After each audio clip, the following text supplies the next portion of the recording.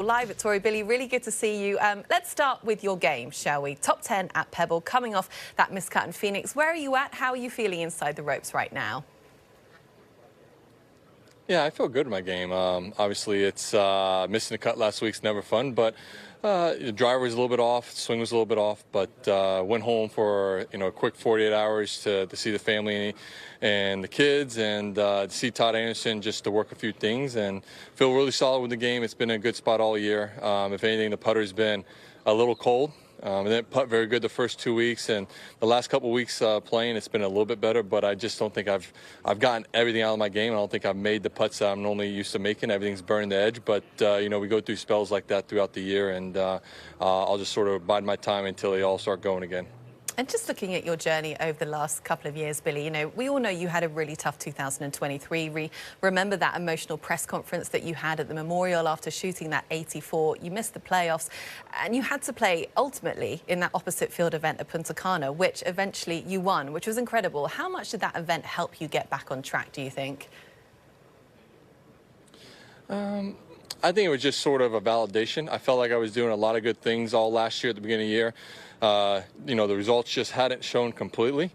I went down there with the mindset of wanting to win the event, or I'm going to win the event. I hadn't played opposite field event for quite a while, so I wanted to make sure if I was going to go down there, it was going to be a successful trip. And obviously, to win the Punta Cana championship was, just gave me that extra little confidence that I needed, sort of validation for my team for all the hard work they put in over the last year to get us back to where we were, and hopefully continue this uphill climb of winning golf tournaments, trying to win majors, and beat some of the best players out here. And outside of the ropes, Billy, we always love to hear your opinions. You are part of the TGL inaugural season now. Coming out with that silver chain and the Dirty Bird dance, that was something pretty special. What was the experience like for you, and what's your thought on the league? Yeah, I love it. Since Mike reached out to me in early 22, I always thought that this was a league to open doors more in the sense of show the game in a different light. Listen, it can be very intimidating to head to a golf course for the first time and go out to a driving range and not know what to do, and you're seeing people hit the ball that look like they hit it pretty solid, but they're just regular golfers as well. And so this is just another way to show it. You're seeing brick and mortar stores with places all around the country now open up with simulators. Teachers are teaching out of those. So it just is a little bit more of a comfortable setting for, people who haven't been introduced to the game to possibly, go out and try and play the game of golf. And if that leads to them ultimately headed out to the golf course, that'd be great. But listen, with them in the game of golf, whether it means they're going to Top Golf or going to other places where there's indoor simulators and getting taught, they're involved in the game of golf. And that's, at the end of the day, that's all I care about. I love the game of golf. I think it's the greatest sport in the world. It can open up so many doors. So the more people can experience that, the better. And one of the huge goals, of course, for TGL, Billy, is growing the game and really just being an amazing form of entertainment. You are one of the biggest personalities we got on the PGA Tour. You do not struggle with that. Has there been a message sent to some of the players who perhaps have got a quieter demeanour that entertainment really is at the forefront of TGL, especially when all the players are mic'd up? Yeah, I think we all understand that. Listen, first and foremost, we want to compete, we want to win. Last thing we want to do is give bragging rights to our fellow competitors, but we have to entertain. This is a completely different venue, different way to view the game of golf. People want to see a different side of us, see a side they may not see on a regular basis out at the PGA Tour. They want to see the side that when we're home with our buddies playing golf, what are we doing? How are we acting? What are we saying to them? So I'm very comfortable in that setting.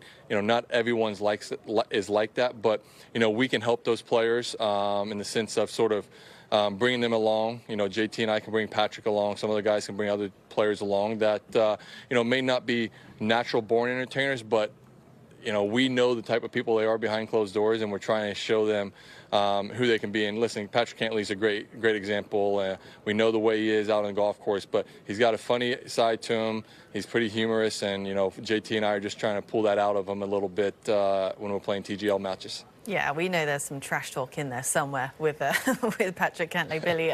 Another big talking point at the moment, a lot has been made over the last couple of weeks about pace of play in the sport and more accessibility as well to the players on the course during a broadcast. When you look at the tour right now, what about it do you like, and what do you think needs more work?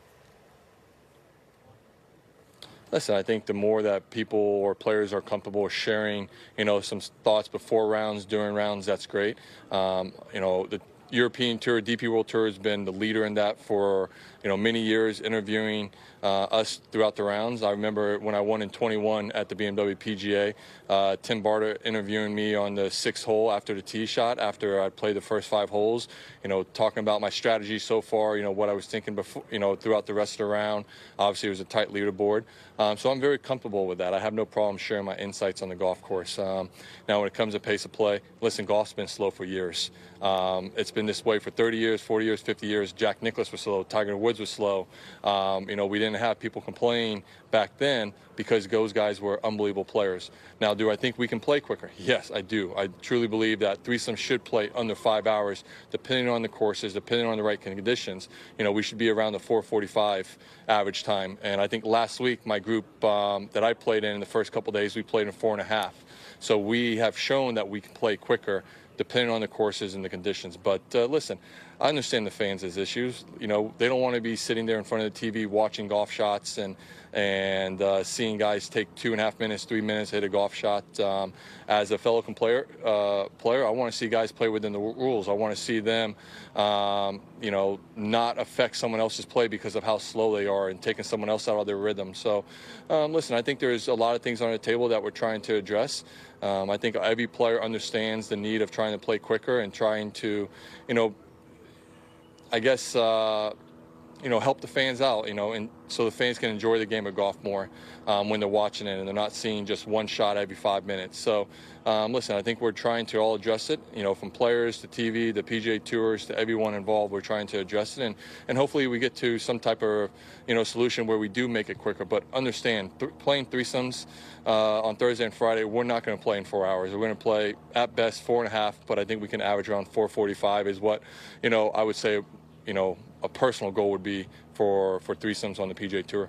Yeah, as you say, it's a team effort, hopefully heading in the right direction. Billy, you did just mention the DP World Tour there, and I know you are such a big fan of playing over in Europe. It feels like you have this great connection to Europe and England. I know, obviously, you're a big West Ham guy. I'm sorry for the season that you're having, hopefully on the way up. But what is it about the DP World Tour that just sort of captivates your imagination so much?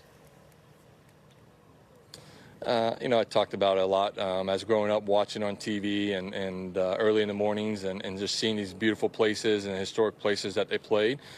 Sort of always something that, interests me. I love history.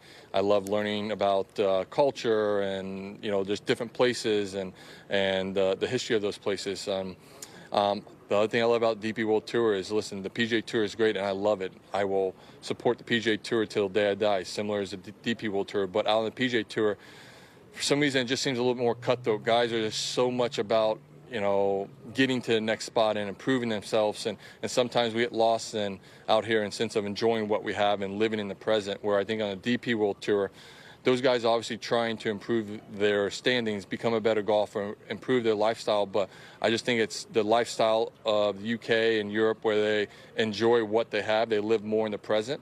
And so it's just I feel more comfortable over there when I go over there. I like that lifestyle a little bit more. Have fun, work hard, try and improve your life, but enjoy what you have. And just something that I've sort of really adopted pretty well when I've gone over there. Yeah, the competition is just a little bit grittier, you could say. And on the topic of Europe and the US, Billy, we're just about 7 months away now from the 2025 Ryder Cup at Bethpage. I know it is early, but you are currently in the 5th place in the US standings. Top 6 players, as you well know, automatically qualify. We know how important it was for you to make the President's Cup team back in 2022. What would it mean to make this team, and how much do you think about this on a weekly basis? Yeah, listen, it was nice to finally get into a team competition. The President's Cup was great. It was a great experience, and it was great to come out victorious. But, I'd be lying to say the Ryder Cup's the one I really want to be part of. It's something that I've watched for so many years. It's something that I've enjoyed, hearing the stories from guys when they're, competing, whether it's from the U.S. side or the European side. Listen, I'm in probably the best spot I've ever been in my career at this point in time. I know I need to continue to play well and do my thing, and I feel like if if I just continue to get better day in and day out, and I focus on what I can control, and that's me as a golfer and getting better, I think I'll hopefully be in a position that I can be on this team this year. And I don't look much at the standings. Actually, I don't look at ever. So you told me I'm fifth. That's the first time I've known of it. But I don't worry about that. That's stuff that a lot of stuff I can't control what other guys are doing. And so I'm just honestly just trying to control what I can, do what I can control.